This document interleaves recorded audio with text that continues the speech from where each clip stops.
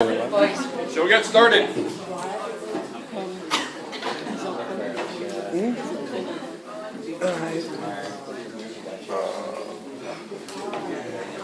Come on in, sit down so we can get started. So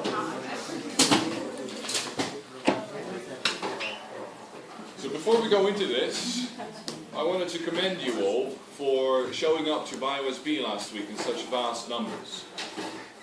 It's not just myself, but Nika was there as well, as was half the other people involved with this course.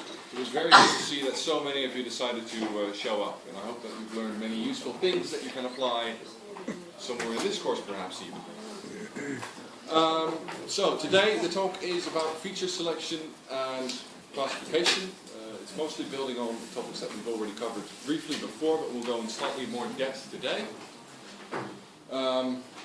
Just to get started, a quick little webcomic from Saturday Morning Breakfast Cereal, absolute genius, where they have inadvertently stumbled upon a biomarker to separate mankind from robots, which turns out it's not tool use, it is laziness.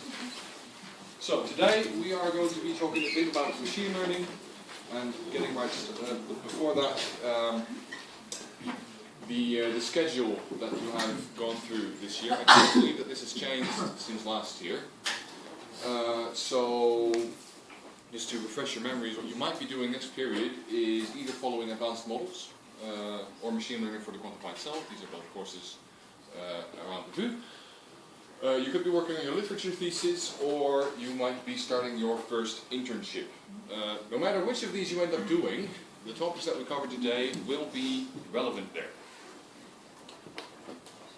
So, today we will be talking about feature selection and classification. We're going to talk briefly about how to benchmark, or other people that have benchmarked biomarker selection methods, filter versus wrapper approaches, and relatively new regularization. And then we're going to have a quick look at logistic regression, which I'm sure you must have seen before sometimes. Get there when we get there. Support vector machines. And it's not actually on the slide, but there are a couple of slides about this towards the end, a bit about deep learning. So, feature selection. Why do we bother? This is why we bother. We want to reduce the amount of features that we have in our data sets because we have so many more observables or events or variables than we have samples in the vast majority of data sets that we work with as bioinformaticians. So we need to do this to make any models that we train on this data more interpretable. And in previous years, feature selection before training has really been a big focus of many people in the CAS assignment. But I hope towards the end of the lecture I can convince you that perhaps regularization might be an appropriate alternative.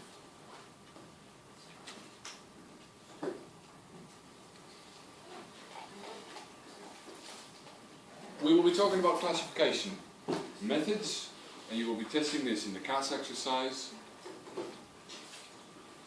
If you have too large a set of features that you train your classifier on, first of all, you will always find some form of variable that inadvertently correlates with the thing you're trying to classify. But moreover, your models that you train in this way will be incomprehensibly complex, so there is no way to distill any understanding of what goes on from them. So feature selection is useful here to alleviate part of this curse of dimensionality that you've heard so much about. Specifically for translational medicine, it helps us to understand why certain parts of the data lead to better predictions. This in turn points to biomarkers that we might use without measuring everything the next time around. So we only need to measure, say, 3 or 4 things to come up with a similarly informative prediction. And this ultimately makes our work applicable in a clinic for diagnostics or prognostics or therapy selection. And the reason, again, that we want to reduce the entire set of things we measure to a handful of biomarkers that we can measure in its stead is because it's easier, it's more reliable, and it's more cost effective. So, Olga has told you this rule of thumb for the number of features that your model can or should rely on. which is proportional to the number of samples that you take. Classical rule of thumb here is either it is the number of samples divided by 10 is the number of variables that you are allowed to look at. And this is related to power analysis and the central limit theorem. There is a slightly alternate version where you should instead take the square root of the number of samples, and that is the number of variables that you can train on. But ultimately, the events per variable should be high or low. Would you rather have a lot of observations for a few variables or a lot of variables for a few observations? A lot of observation. Yeah? So a lot of observations for a handful of variables. Okay. One of the studies that I think you are assigned a paper on, I'm not sure off the top of my head which one exactly, uses 35 tumours, and on that they train a model where they use 70 genes to predict the clinical subtype of that tumour. I think in this case it was breast cancer, same for your CATS assignment. And they use 70 features across 35 samples to predict one of 3 subtypes. So they could have used 3.5, so they're only off by a factor 20. That is, you know, this is good for bioinformatics standards, but it's not ideal. So I added this picture because it is a very, very easy mnemonic. Who knows who these are? Okay. Yes, of course. So KISS is not only the world famous rock band, it's also a mnemonic. It stands for keep it simple. Stupid. So keeping it simple typically yields the best results. This is a paper which I'm not sure if you've read yet. It is a good read, so if you haven't, definitely look it up. But basically what they've done is they've benchmarked the efficacy of feature selection methods on 4 different public breast cancer data sets. And what they found is that the t-test does best. So this is a whole list and an enormous table of feature selection methods and subsequent classification methods, whether you use nearest centroids, k-nearest neighbors, linear discriminant analysis, naive Bayes and support vector machines. This one we will be talking about towards the end of this lecture as well. And then these classifiers were trained with different sets of features selected either with a t-test or some entropy-based method, or the Wilcoxon-Rank test, recursive feature elimination, lasso and elastic nets. So there is a whole slew of tricks that people have invented to reduce the dimensionality of the data sets before they start classifying. And ultimately, the simplest one, possibly the one that might have jumped into your heads immediately when you thought of the problem, is the one that works best here. This is a different table where they have the different data sets and some feature selection types. But again, this is probably the most important one. The blue line here is the performance of a random method. And you see that most of them either perform close to random or worse than random, which is terrible. But for the t-test is the one that most significantly distinguishes itself. So, their argument is that the simpler your feature selection, the better. Briefly, refreshing your minds about what you will be doing for the CATS assignment. We've given you a data set with array CGH data for, I think, 70 or 70-ish different breast cancer tumors. These breast cancer tumors have been assigned a subtype by a clinician, so we know for a fact that these tumors are actually ACR3 positive, or triple negative, or hormone receptor positive. And what we want you to do is, from the array CGH profile, come up with a model that predicts the subtype. So the hand-ins for this are the labels of a set of array CGH data that we do not tell you what subtype they are. We want you to estimate how many of these you've got right, and of course the code and the models that you've trained on. So the unlabeled samples, which you will run your model on, we will provide to you a couple of days before the deadline. And then the idea is that you tell us what is wrong with these patients. So almost everybody overestimates their performance. This was, yes, go ahead. Is that before the draft deadline? Ooh, I do not know off the top of my head. Before Let me think. So the draft you have to submit fairly early, so you can receive peer feedback on that. And then the final report, I think, is due around the same time as your final predictions. But that is in the schedule. Exact dates and deadlines will be on campus as well. The final predictions are further than the final papers. Did everyone hear that? So they just checked. The final predictions are due earlier than the final report. That makes sense. Do we have an exact date for that? 14th of May. 14th final of picture May. is 20th of May. This is also in the schedule and it will be on campus.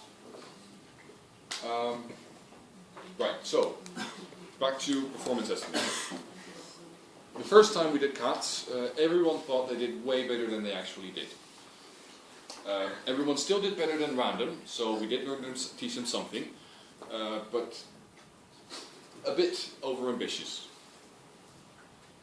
We have this plotted here as well, so on the y-axis for the first year CATS groups, the amount of predictions they thought they had right, on the x-axis, and on the y-axis the amount they actually got right. So there is one group that got really close, and all the other groups rather heavily overestimated themselves. This is because they did not pay close enough attention to cross-validation and interpreting the results thereof.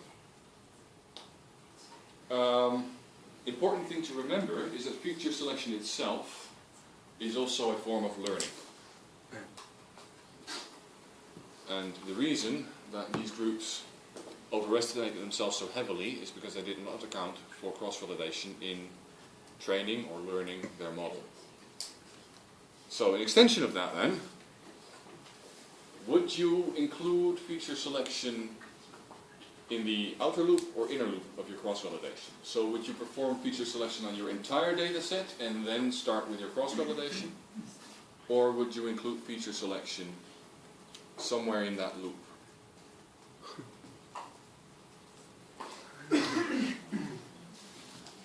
Any takers? Well, instinctively you would go in the loop. You would do first feature selection and then, but I'm not sure. Alright. So can you say that again, a bit louder please? Okay, here we go. Instinctively you would go in the loop after feature selection, but I'm not sure. Alright, so you would start cross-validating after doing your feature selection? I would do that, yes. Even though feature selection is a form of learning? True, yeah. That's why I said instinctively. I have not given it a lot of thought. So please do give that some more thought. Because this again touches on why cross-validation is so essential. It is entirely possible that what you find is noise or luck and not an actual signal. And if you do not cross-validate, it is very difficult to test which one of the two it is. So I would strongly recommend that if you do feature selection beforehand, and not at the same time as your training, as you would with a wrapper or regularization, that this feature selection step is actually also cross-validated. If you try many different classification methods, instead of just picking one and sticking with it, then that selection process itself is also learning. Because you are trying lots of different things and then you pick the best one, but that selection should be validated. So the tip that I want to give you guys with this is, for your CAT assignment, start thinking immediately about a good cross-validation scheme. So what decision is made where and based on what data? Keeping in mind that you still need to be able to validate this decision at some point. Alright, I'll go over this one. So this is again an inner cross validation for tuning parameters, and this is an outer cross validation for estimating misclassification rate. Have you all read the Van het Veer paper? The one that Olga also walked you through. It has this figure in it. Yes? Okay. So here again you have an outside validation loop and an inner validation loop. And these are used very similarly to here. You use the innermost loop to try and find the optimal set of parameters, or even make decisions about feature selection, which classification method to use. So all of the inner loop is about finding the best possible model, or what you think is the best possible model, and then the loop outside of that is estimating how good your model honestly is. And if you only do this one, then you will end up with this. If you also estimate properly how good your model is in honesty, then you might end up closer to this diagram.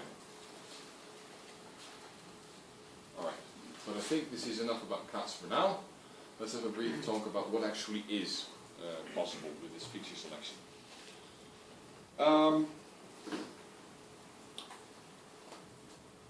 You can split this roughly down the middle in two types of approaches. One of them is filtering, which is fairly simple and straightforward. The other is a combined step in classification and selection simultaneously, which can either be done with the wrapper method or with regularization. We'll go through each of these in slightly more detail. So filtering is the top half of this, where you start with your enormous set of input features. You select individually per feature how well they discriminate something. So you're basically training a model for every feature independently, and you see how much information is in them. You assign some form of score to this feature, and then with that set you train a model using all the features that passed your filter, resulting in a model. So there is a couple of different ways of doing this. You have your set of features and the number of features that you select from there, where S is always a lot smaller than the full set. Features are scored independently, and the top S is what you use in your classifier. And then there's a whole slew of different metrics that you can use to score the features, which is either correlation with your label itself, or features that correlate with each other you would probably not want to select. Mutual information between a feature and your label, the t-statistic, which we've seen just before, does actually fairly okay in breast cancer data sets. The f-statistic, which is related. P-values out of some statistical test, related to these statistics again, but there is any form of test possible here. Tree importance, which is closer to decision trees, and in how do you call them? Hierarchical clustering. So you can think of many different methods of scoring your features independently and then selecting them based on the score that you assign. Benefit of this is that it's fairly straightforward to interpret. You selected this feature because this feature does X, and you can immediately gain some insight into disease markers if the signal is strong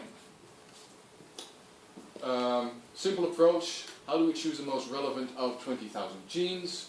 You use a statistical test or metric to capture class separation, so you have your class labels and you test which of your features independently separate that class best. You rank genes according to the score that you got out of the test, either the test statistic or the p-value associated with it, and then you choose the top n of your 20,000 genes. So, as you might have guessed, this is perhaps oversimplifying the problem. If you only use a simple feature filter, then you are not accounting for possible redundancy in selected features. We mentioned briefly that features that correlate strongly with each other might not have the best added value for selecting both of them. Right? If one predicts X and if two predicts X, then one and two don't predict X better. Features are considered independently and not measured on the basis of if they contribute any new information. So this is redundancy. Interactions among features also cannot be incorporated if you only consider the features independent.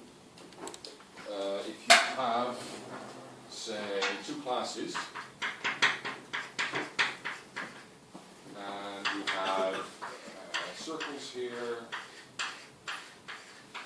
then if this is the value of each sample along observable x1, and if this is the value along observable x2, then neither of these by themselves tell you something about what class the sample is, right? Because the x's are all over this one and the circles are all over this one, but together they tell you everything you need to know. You would never select x1 and x2 based on a simple feature filter, because you only consider the features independently. And finally, the classifier that you end up using does not have a say in which features are informative or not, because you do all the filtering before you even start looking at your classifier. You cannot figure out if some scores are more appropriate in conjunction with your problem. So, alternatively, wrapper approaches. You can see immediately that there's some sort of iteration in the middle here, and basically what you do is this. You start with the same set of input features, and then you have some strategy for selecting them, which can be very similar to the filter approach. It doesn't have to be, it could be random, it could be anything. You train your model on this, and then based on this trained model, you analyze how important the features you selected are in this model. So, if by chance you had selected x1 and x2 together in your wrapper approach, then you could find that these two features are incredibly important in the model that you've trained. Which means that if you use the output of this to do another round of feature selection, these would definitely be there. Everything else might not be there, depending on how much error you haven't explained yet. So you would very effectively reduce the feature space to only two to explain all this. Ultimately resulting in a single model based on a iteratively wrapped set of features. So again, this shown in a slightly different manner. You start with your set RP, you do some feature selection therein where S is again much smaller than P. You train your classifier, and then the output of this classifier features back, or is fed back into your feature selection step. This is iterative, we discussed that. Quick example of this. So this is support vector machine based recursive feature elimination. It's a bit of a mouthful. We'll go through support vector machines at the end of this lecture. But it roughly goes like this. You start with initial features. This is n. Then you train a support vector machine on this n. And you reject all the features with the lowest weights, or the features that perform worst. So support vector machines actually consider more than one feature at the same time, which is why this is different from filtering. Then the features that you have selected, you feed into a second VM, and now you do tenfold cross-validation with these features. If the trained model provides you with a satisfactory accuracy, then the number of features that you have trained the second model on are what you end up selecting. If it is not satisfactory, then you remove the tau features with the lowest values and you start all over. So you iteratively eliminate the features with the lowest predicted value according to this support vector machine. Right. So we've mentioned this last sort of trick or approach, which is regularization. And regularization might provide solutions to picking the most discriminated features while training your classifier. This, of course, hides the problem now to how do you do this? I mean, it solves the problem that we had, which is selecting features before ending up with a final classifier, but this in turn has problems of its own. Right, suppose you have 6 features and each of these 6 features is assigned some weight in, say, a regression method. Now what we wanted is not 6 features, but we wanted, say, half that number of features. Then an easy way to solve this is to pick the 3 features with the biggest weight. Right, so now we have some sparsity. There is 3 of the features in our original model that have a weight of 0, and there is 3 of the features in our model that between the 3 of them still have an acceptable accuracy. One way of doing this is minimizing the sum of weights across all your features. So what this means is that if this had been the unregularized feature weights, then you just start shrinking your weights until you end up with some appropriately regularized parameter distribution, and you still have your predicted value of the model that you frame. There's a couple of different ways that you can do this. Do you all remember these plots? Mm-hmm. Yes, this is fitting a polynomial through a couple of points where n is the degree of the polynomial that you're trying to fit. So 0th degree is just a flat line, 1st degree is a line at an angle. I think most of you should be able to tell at a glance that the 3rd degree polynomial here produces the best result. But there's also ways of doing this quantitatively. So we can do this by eye, but the math is actually nicer if we want a computer to do this for us. This is a complex way of writing out a nth degree polynomial. So y as a function of x and the weights for every degree is the 1st degree plus the 2nd degree plus the 3rd degree plus the 3rd degree. You've all seen polynomials before, I trust. So complex or simpler way of writing this is y as a function of x and the weights is the sum over the degrees of the weight for that degree times x to the power of that degree. This is the common form of writing a polynomial. You can add to this now an error term by comparing it to the actual value. So if you have a polynomial model predicting the y value at a given x, then your root mean square error is the sum of your predicted value minus the true value squared. So take for example this blue line here, this is called a residual, where you have a prediction, you have an actual value, the residual is the difference between them. Now if you square all your residuals and you add those up, this is also called your sum of squares. And now finding a model that best fits this is the same as minimizing this sum of squares. Have you heard this before? Or is least sum of squares optimization a completely new concept to you? Good. Then we can go through this a little faster. Right, so now regression is the exercise of finding the set of weights which achieves this minimization, right? So there exists some value for every possible weight that minimizes this sum of square error.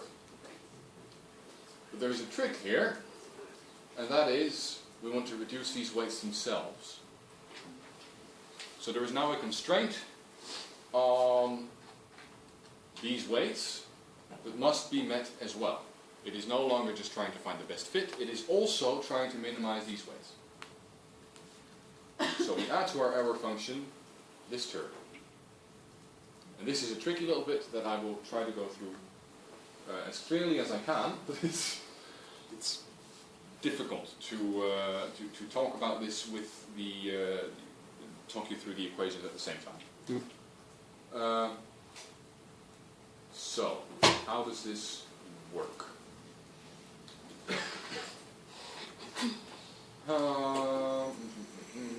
think this would probably be the best slide.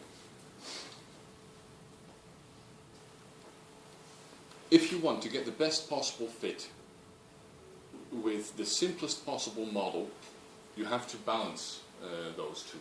So this lambda term is also called the regularization strength parameter. And this tells you how important it is for you to maintain a good fit with your data versus how important it is for you to have low values of your parameter weights. Does that make sense? Yes? Okay, so if you have a very high lambda, that means that you can make pretty big errors with this side of things, so long as your weights are small. If you have a very low lambda, that means that you can make very small errors only, and you allow slightly larger weights to be parameterized. This is visualized along here, where you have along the y-axis the root mean square error on your training set in blue and on your test set in red, and you have on the x-axis the logarithm of this lambda parameter. So with really, really small lambdas, your training set performance is near perfect, but your test set performance is still terrible. And then as you increase lambda, these two start to approach each other, because it becomes more and more important to have a generalizable model and less important to have a perfect fit. And then if you increase it too far, then it goes off the wrong end again, because here all sorts of errors are permitted in your training data already, which also means that your training or that your test set performance will be poor as well. Does anyone have a question about this? Can you repeat? Thanks. Yes. So at a very small lambda, or at a very low regularization strength, your training set performance is the dominant part of this error function. Right? Because a small value for this multiplier means that your weights get penalized, but the penalty on having a high weight is scaled down. So what remains then is how well your predicted values match the training data. If you crank it up to like 11 and you set your regularization strength to as high as it can go, that means that your model is penalized very heavily for having high training weights. So then the important part in finding the minimum W to minimize this error term is no longer finding a good fit, but rather just keeping your weights as low as possible. And somewhere in between those two extremes exists a balance between finding the correct fit and finding shall we say, generalizable parameters for a model. It is. The lambda is set by the person who, how is it derived? So this lambda is a constant for the purpose of a training run, which serves as a scalar to how important regularizing your parameter weights is to your fitness function. It's a hyperparameter, the same as in KNN. Remember that Yeah. K is a hyperparameter, this is the same. Did everyone get that? So Holger correctly raises the point that your regularization parameter is in fact a hyperparameter, much as the K is for KNNs or nerocentroids or any other method that you might have worked with before. So this regularization strength does exactly what the name implies. It scales the importance of regularizing your weights. And you can see that this works in this plot, where the root mean square error on your training and test sets is plotted against the strength of this parameter. And you see that with low strengths you do not generalize. With strengths that are too high, you lose all the fit with your training data already, so you cannot extrapolate that to an understanding of your test data either. And then somewhere in between those, you can find weights that let you do reasonably on your training set and still perform well on the test set as well.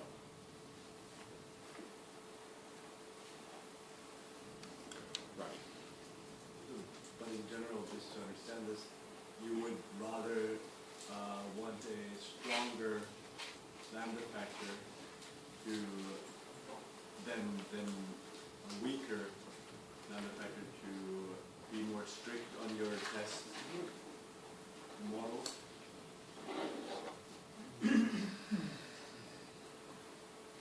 So you want some form of regularization in this exercise. And the reason being is that if you do not regularize your weights at all, then you are overfitting on your training data. So if you want a stronger or a weaker lambda depends on whether that improves the performance on your test set ultimately, but you do not know this at the training stage. Right? What you are trying to do here is training a model on training data that generalizes well to unseen data. So in cross-validation, that means that your model has never seen the test data before, and if you train it on your training data, then you get perfect results without any regularization, but then this doesn't generalize at all. So this is overfitting in its purest form, right? Your test performance is, well, trash, and your training performance is perfect, so the performance in your training set was not at all predictive of how well you did on your test set. I'm unclear about, this does not select any features, this is just for the model fitting. Yes. Okay. This does not select features yet, but there is a way of doing this in a way that you do end up with feature selection effectively. Mm-hmm. Note that here we penalize the weights by their square. You can also penalize the weights linearly. So you want to reduce the absolute sum of weights rather than the squared sum of weights. We'll get to that in a bit. But before we go on, I want to make sure that everyone understands what this graph plots and why this shows that regularization strength works in this particular equation. If there's no further questions? No. For each classifier, there's a different range of the lambda regularization, right? It's independent. It's not even classifier specific. It's optimization specific. Yeah, but for So yes, if here we do regression, so that involves minimizing the output of this function, or your E. And yes, that means that you can play with your lambda to achieve different optima for W, which ultimately means that this E does or does not reflect the way it would look like on unseen data. There is no single correct value for lambda for any method, which is why making plots like this also in your project might be very helpful. Just try a couple different ones and select one based on cross-validation that works. But there is no single value for lambda that always works. what I mean is that extends to a range, right? If there's no correct value, there's no... No, this is true. I mean, you can also see it here, right? There is a range of lambda values here, across which the difference between the training and the test set is relatively consistent. Does that answer your question? Yes, my question is basically for, if I'm trying different models, I cannot say, write a range between, for instance, here in the picture says like minus 35 logarithm lambda to minus 20. So there's no consensus in a range of values that you might try for lambda. Well, the No. weights will be different for every Yeah, model, so right? Yes. that's my So question. Yes. yeah, it means It's that different lambda for should be everything. different here. In fact, even if you use the same method, if you do it on different data, then this lambda will be different again. Okay. Or some optimal range of lambdas will shift. Thank Okay, good. So this is called L2 normalization, and this is important because there's also L1 normalization.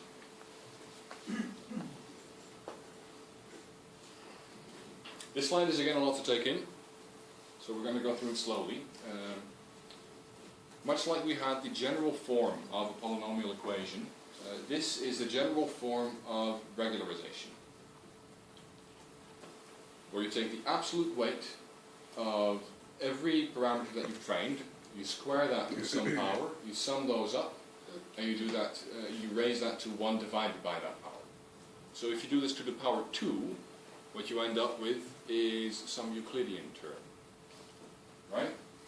You've all seen a squared plus b squared equals c squared.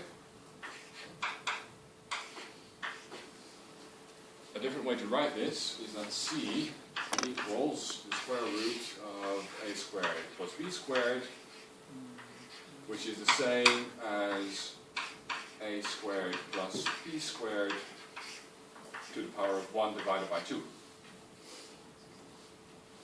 So Euclidean is the case for, here, p equals 2. And you can see in the bottom here that in that case, if you train two values, they are restrained on a unit circle. Because the distance in a unit circle to the center is always 1.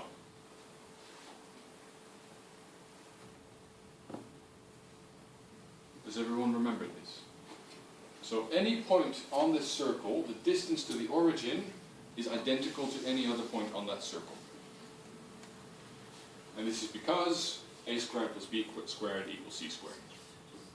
Now, if we hadn't taken the square here, but we had instead taken 1. So, a to the power 1 plus b to the power 1 divided by 1 divided by 1 to the power, then what it basically says is c equals a plus b. Everyone still with me on that? Yeah? So if you say c equals a plus b, then the unit circle for that distance metric is this. We've seen this before when we called it Manhattan distance or city block distance.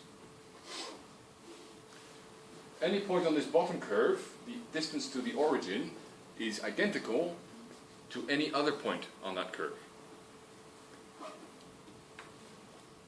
So that is why with a p of 1 you end up with this diamond. If you use a p of 0.5 you get this sort of convex shape instead. If you go higher than 2, say to the power 4, then you end up with this sort of smooshed triangle.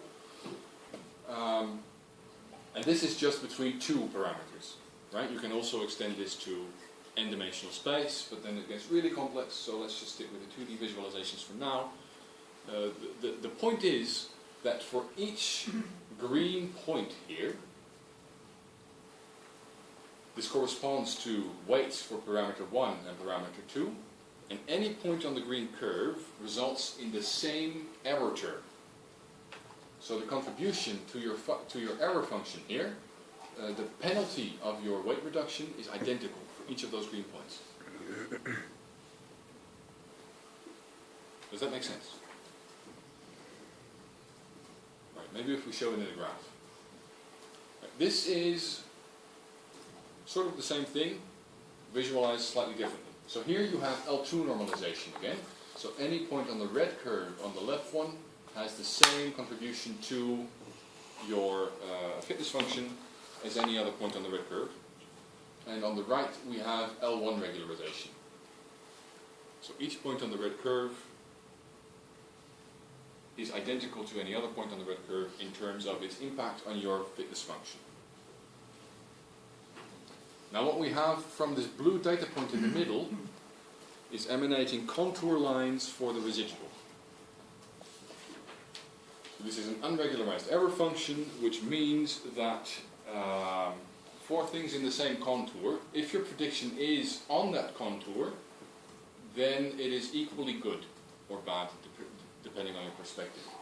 So you want your prediction to be as close to this one as possible, but if you're slightly to the right or to the left or up or down, then the residual to that point is identical for these contour lines. And you can now visualize your optimization problem as finding where these weights touch your contour lines.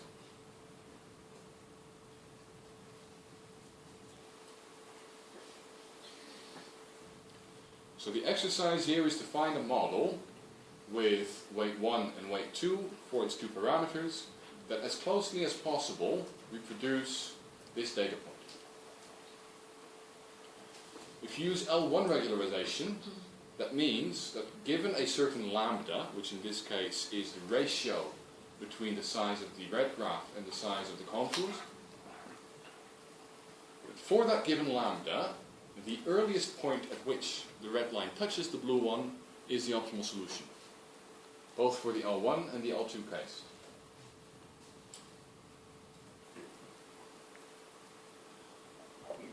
So with L1 normalization, the ideal parameters that you could have trained, given this lambda, is weight 2 as this value in the W star, and weight 1 is 0. If you had used L2 normalization here instead, then weight 2 as this value, projected along the y-axis, and weight 1 as this value.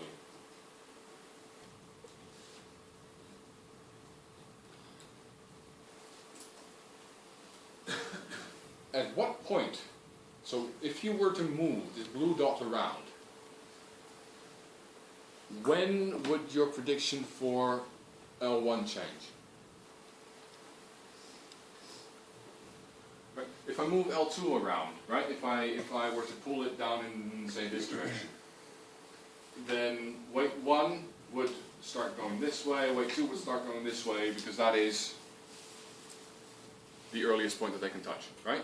So if I were to move L1 in some other direction, what lines would it have to cross for the predictions to change? Justus? The diagonal? Yes, correct. So in this particular representation, for this W star to be anywhere except immediately along the y-axis, the only alternative would be if it's all in the other parameter. So as soon as this point crosses this diagonal, you would end up with a situation where the optimal solution is actually all the weight in parameter 1 and 0 weight in parameter 2. There is one more corner case, which is when the point is exactly on this diagonal, in which case it would be equal weights to both parameters.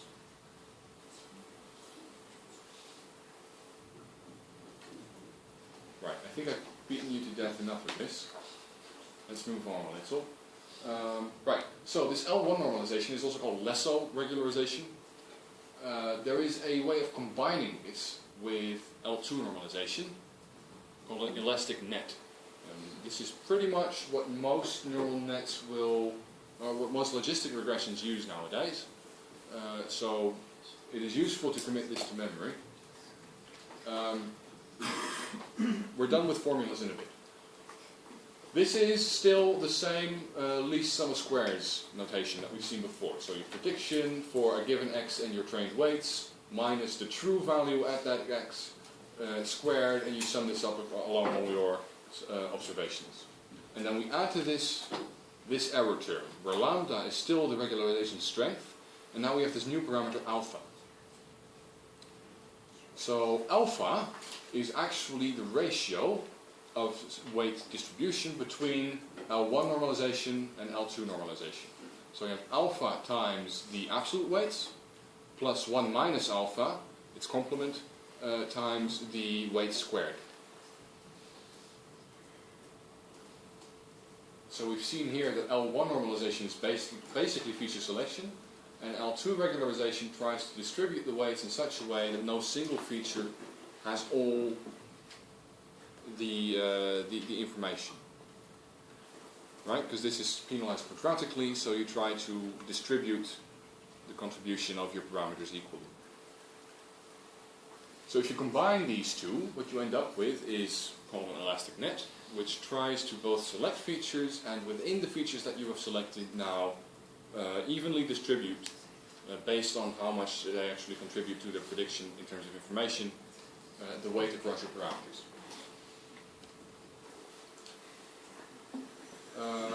With this, right, I think this is a good time.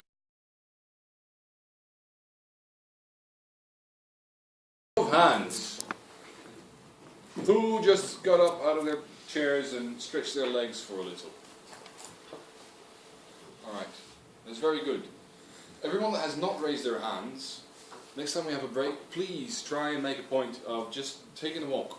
Like, it doesn't have to be long, just 5 minutes to clear your mind, because there's a lot of research that shows that your cognitive processes really increase just from doing something unrelated for 2-3 minutes. So 3 minutes is enough, just stretch your legs next time you have a break.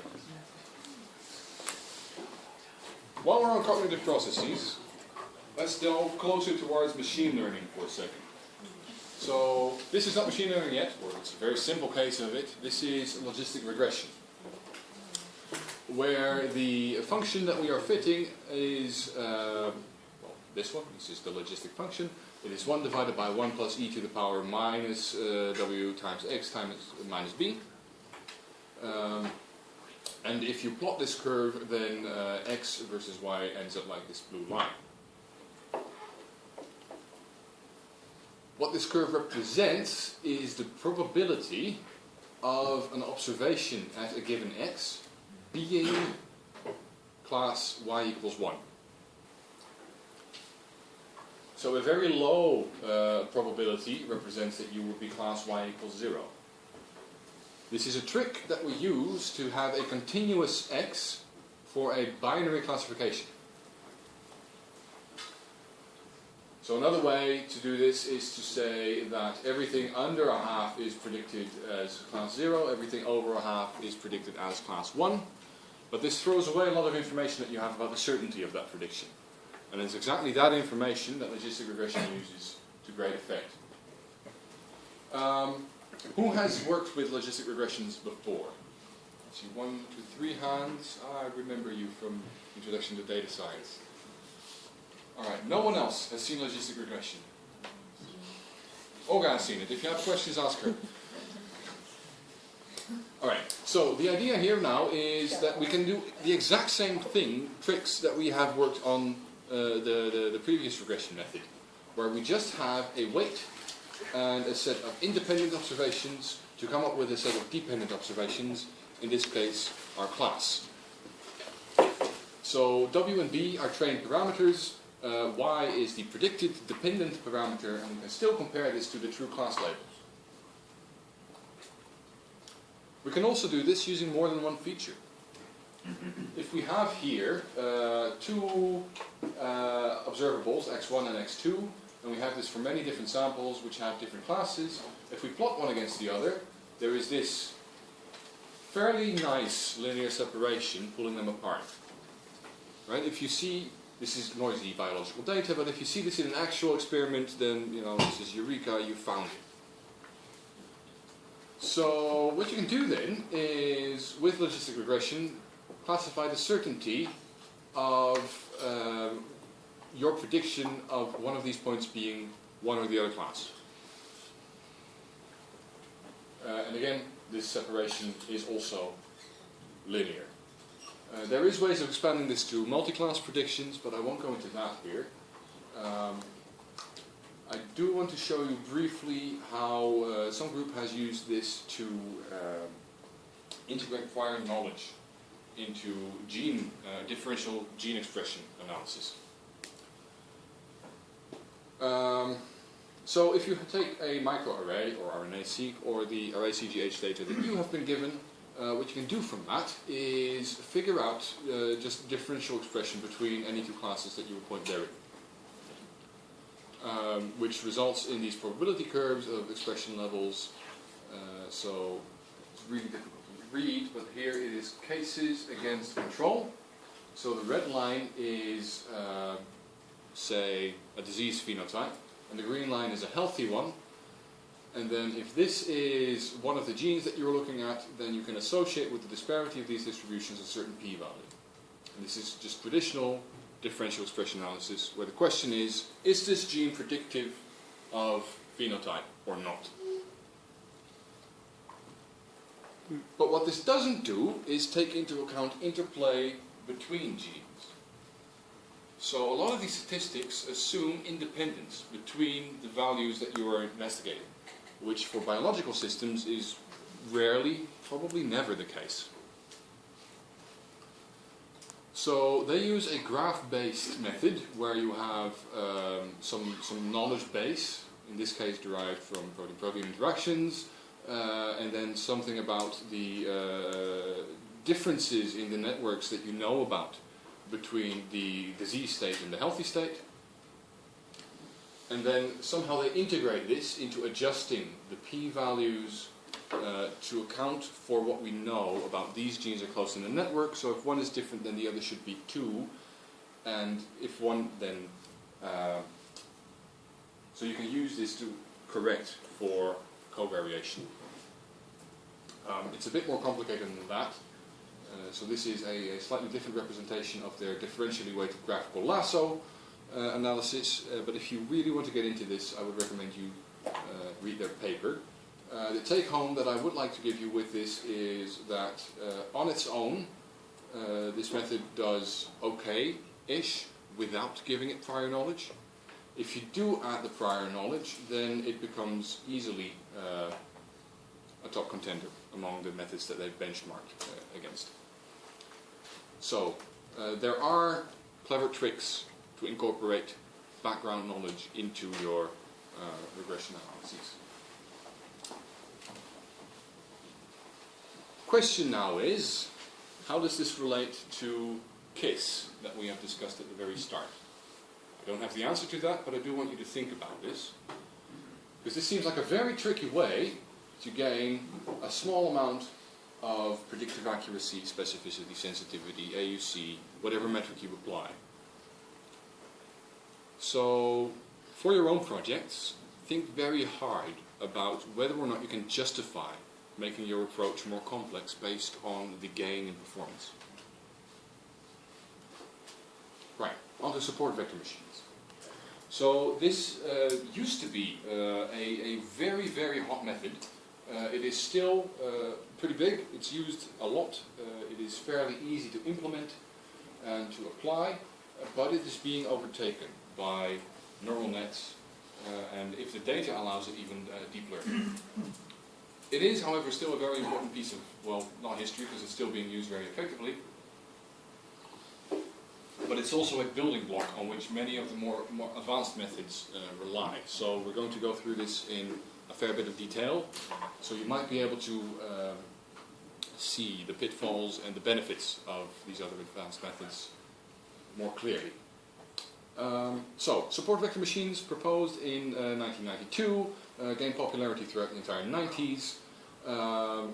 Currently, or at least up until, say, half a decade ago, best performers for a number of different classification tasks has been extended to regression, 3CA, a couple of different optimization algorithms to make this computationally feasible for larger and larger data sets.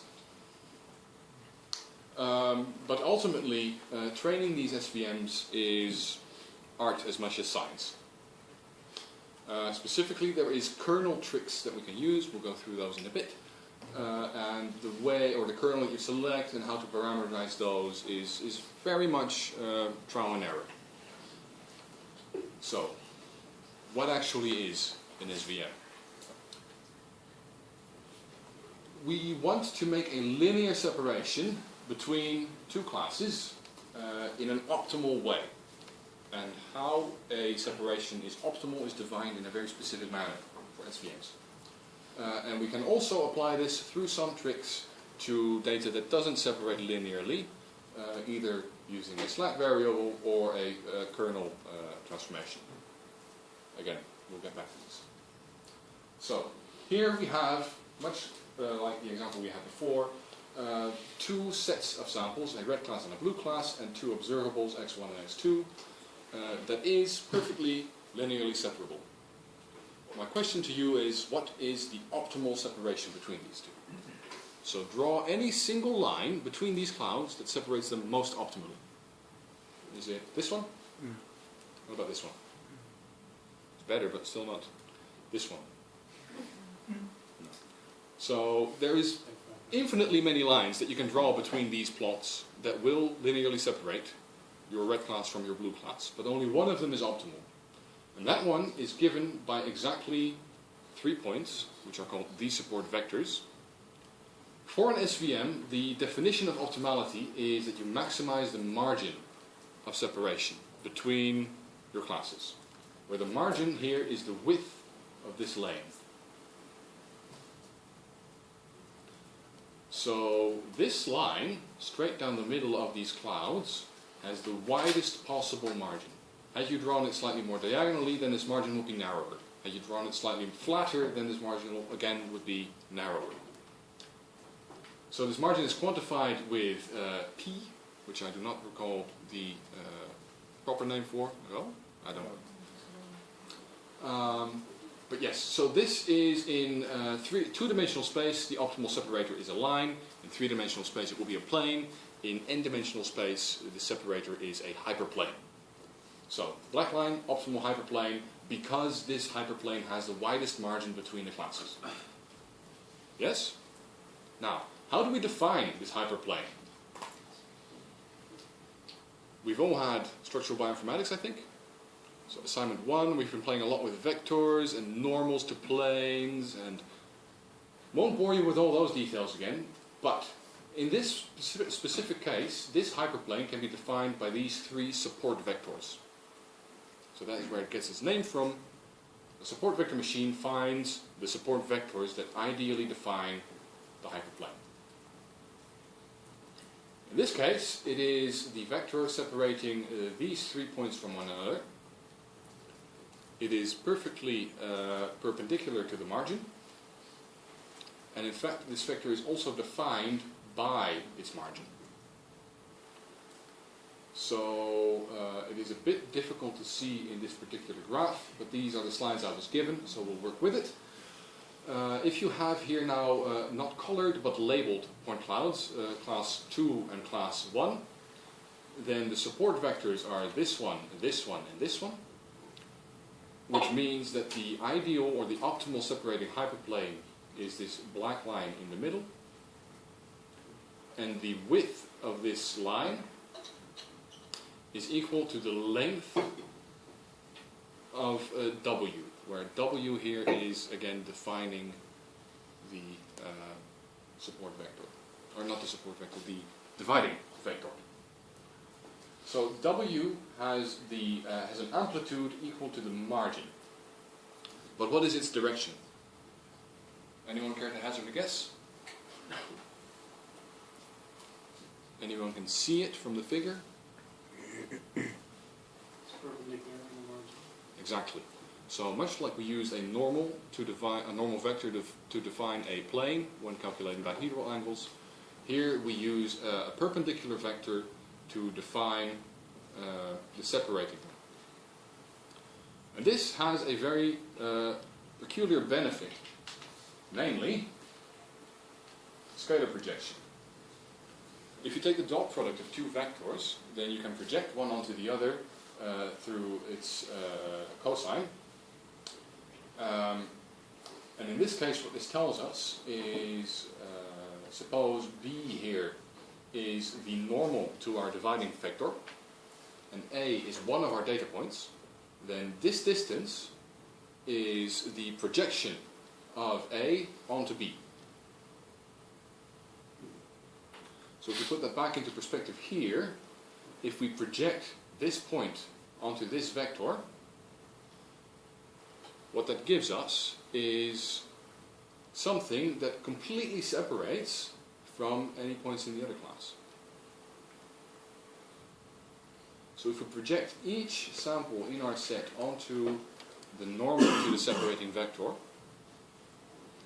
the resulting projections are perfectly linearly separated. Any questions about this?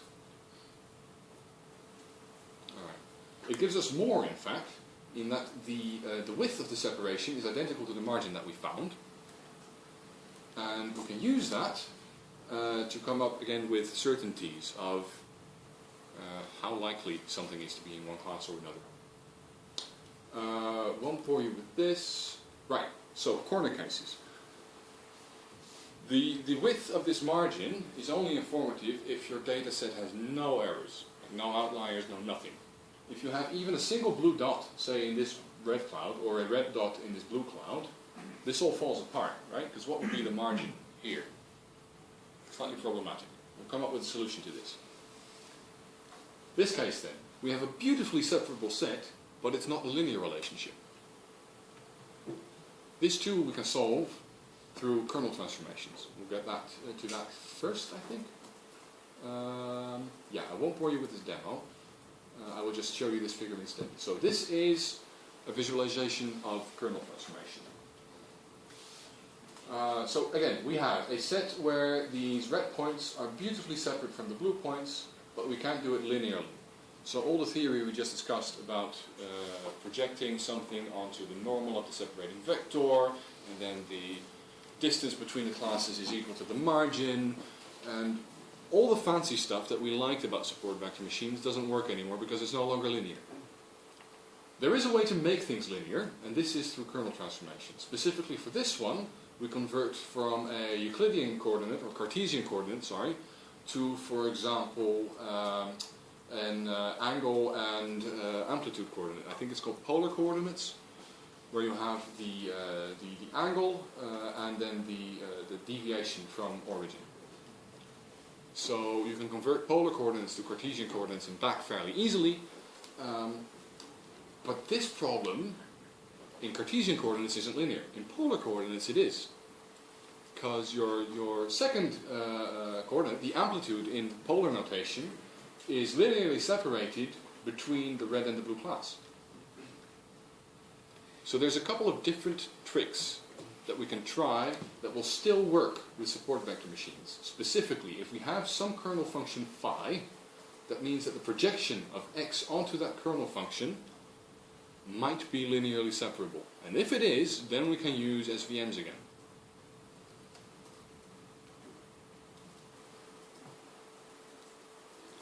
This results in something that we call the kernel trick.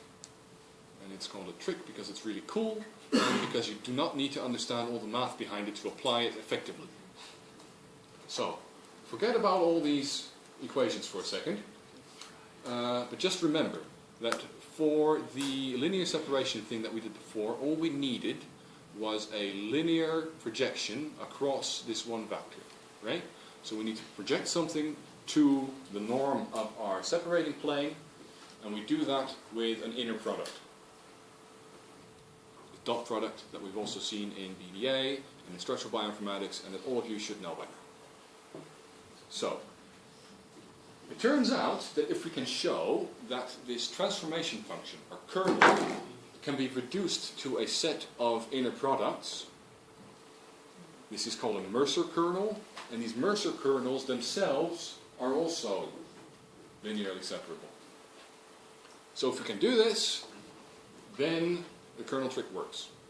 And I won't go with what equations you have to solve to prove that something is a Mercer kernel, but suffice to say it is possible to project this into some higher dimensional space through the kernel function, and then in that higher dimension it becomes separable. And I can show you briefly this YouTube link that we just skipped past. It is hideous quality, so please don't judge me for it. If you would like, I can send you a better link to a more in-depth explanation of why this works. But for now, this is briefly, right, so this is the hideous quality I was talking about. You have a dot of blue circles in the middle, a cloud of red dots surrounding it. Alright, so now you represent this 2D, and you apply this kernel transformation to it. Right, so in this case it will be a parabolic transformation. This can be done with a combination of inner products. And then as you see, this purple plane now linearly separates the blue dots from the red ones across the higher dimension coordinates. Now, why this is a beautiful trick is because you do not have to explicitly compute all the three-dimensional or higher dimensional coordinates for the transformed space. Can I go back to the now? Alright, slight technical difficulties. My laptop just crashed. But the beauty of this kernel trick is that we do not have to explicitly calculate all the higher dimensional coordinates. Because the kernel functions themselves are also a result of inner products, we can simply use the implicit coordinates and through this kernel trick find out if there is an optimal linear separation in higher dimension. Now I'm going to try to get back to... Just press cancel. Yeah, no, it doesn't work. Alright. Escape. We are going to reboot real quick. In the meantime, we are continuing from memory. So, we have briefly shown the issues that you run into if something is almost linearly separable, but there is, say, a misclassified data point, or there is something else that allows you to not separate, say, this one from this one anymore. Right? But we can solve this using a slack variable. This is actually very similar to the regularization trick that we've used before. What a traditional support vector machine tries to optimize is finding the vector that optimizes the margin. Right? So this isn't it, this is up too high, but you get the idea. Now introducing this point means that this no longer linearly separates the classes. But what we can do is we can quantify how much worse this makes our margin. It's almost there.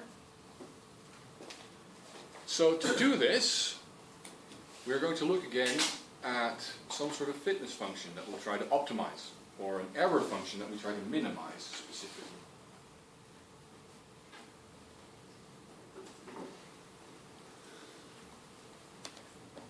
Almost there. So if these are the outer bounds of our margin, and this is the support vector, not the support vector, the hyperplane dividing them based on, say, this, and I don't know, this support vector, then we can add to this an error term for how many of the points we didn't get right and how far from our optimal hyperplane those points are spaced. Right? Because we said that the distance to this optimal plane is proportional to how certain we are of that point being in the right side.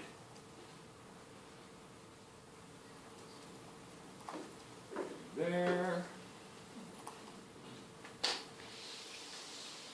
This is why I never use YouTube in a lecture.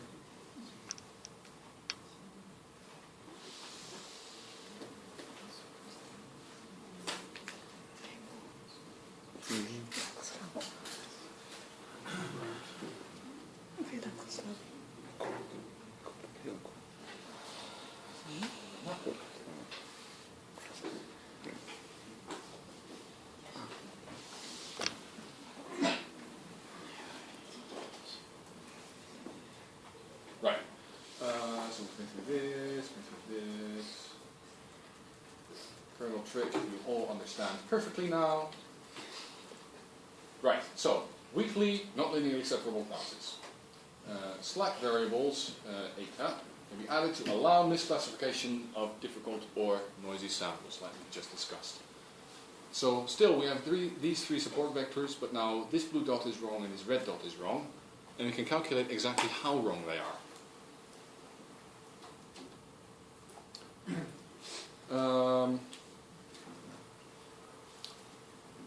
Right.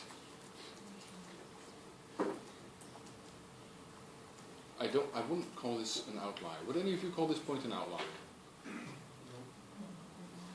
Bas, I was wondering, why didn't they use all data points to generate the line? Like, imagine if all the red dots are on a line, But they do. in a linear line. Then you would want your separating line to be more towards the blue, right? Because the error margin is really small. So under the classical definition of SVMs, the margin has to be symmetrical. Really? Yes. Well, in real life scenarios, rather than artificial corner cases, such as all the red dots being in a perfect straight line, it is less than ideal, but it is useful. If you want to take into account the density or the variation across some higher dimension for a cluster of points, then you want to look into methods like expectation maximization. Where you could, for example, see that, suppose you were to rotate this data set, so that this line becomes the new x-axis, then a lot of the variation would be along the x-axis, a small amount of the variation would be along the y-axis, but this y-axis variation explains the entire difference between class 1 and 2. This is exactly what most PCA-based methods are trying to make explicit. Right? Because the point cloud is more diffuse in this direction than it is in this one. But all the discriminating information is in this direction. So there are other methods that will answer the question that you ask more targetedly. SVMs are very straightforward for a, shall we say, primitive definition of optimal separation. It will find the best linear separator for two classes or more. I suppose you still can cross-validate it. Yes, absolutely. If you want to try more than one method, then feel free to incorporate a classifier selection in your cross-validation scheme.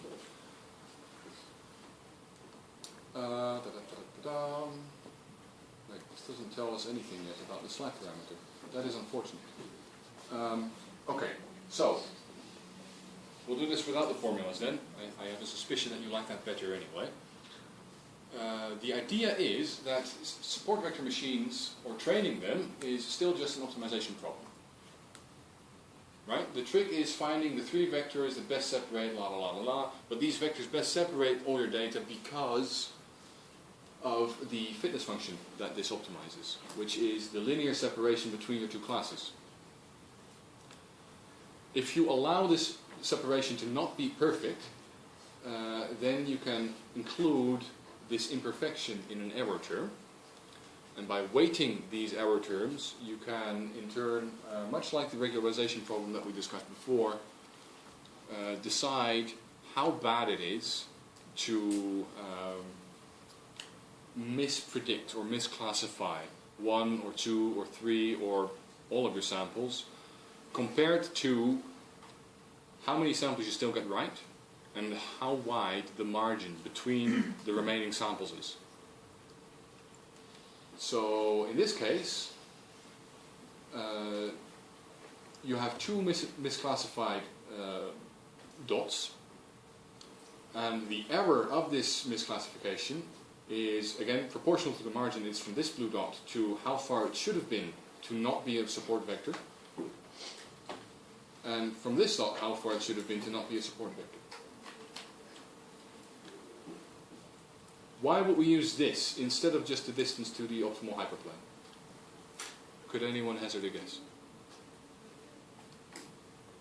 Excuse me, can you repeat the question? Why would we use the difference to the far end of the margin rather than the distance to the optimal hyperplane?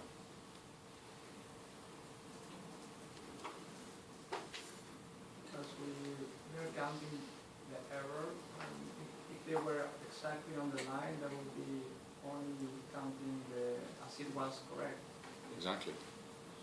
So this optimal hyperplane is given by these three support vectors.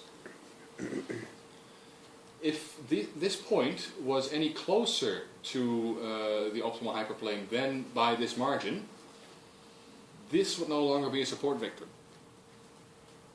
So because in our objective function we are not just accounting for the errors but also for the margin, this margin has to be represented fairly, and for this margin to remain represented fairly we cannot change our support vectors.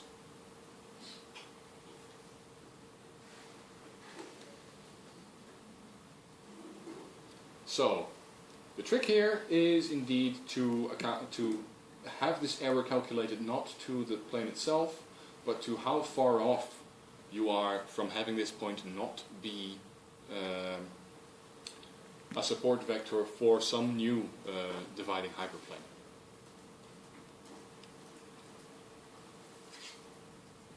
And by balancing these error terms, or by allowing more or less slack across your linear separator, you can, in fact, even with the support vector machine, account for this being misclassified and this being misclassified, and still find this nicely separating plane.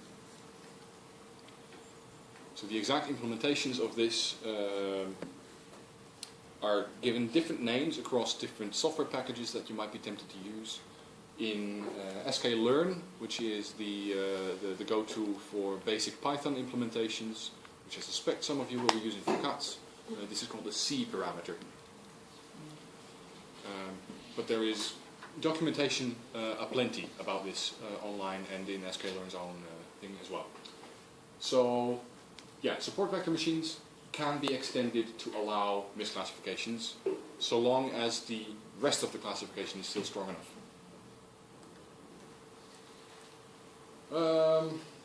Right, so brief summary about support vector machines then.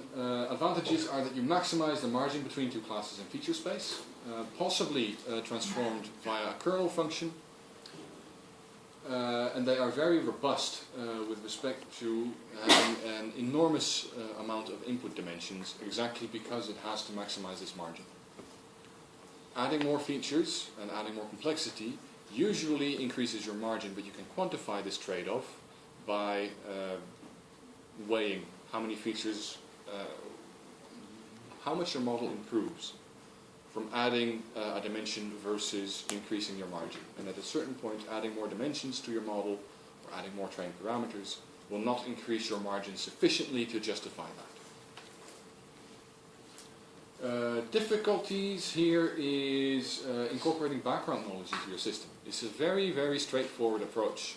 You only allow linear separations. If you can't get to a linear separation even after kernel transformation, then it doesn't work at all. So there is very little space to include what you know about the biology. Like if you know that two genes are very close in a network, then you might be tempted to think that their information is fairly redundant. Without brutally feature filtering that, this is difficult to incorporate. And as we discussed, tuning your slack parameter is art, which makes SVMs a bit sensitive to outliers. So, brief summary to this lecture then. A quick walk through deep learning.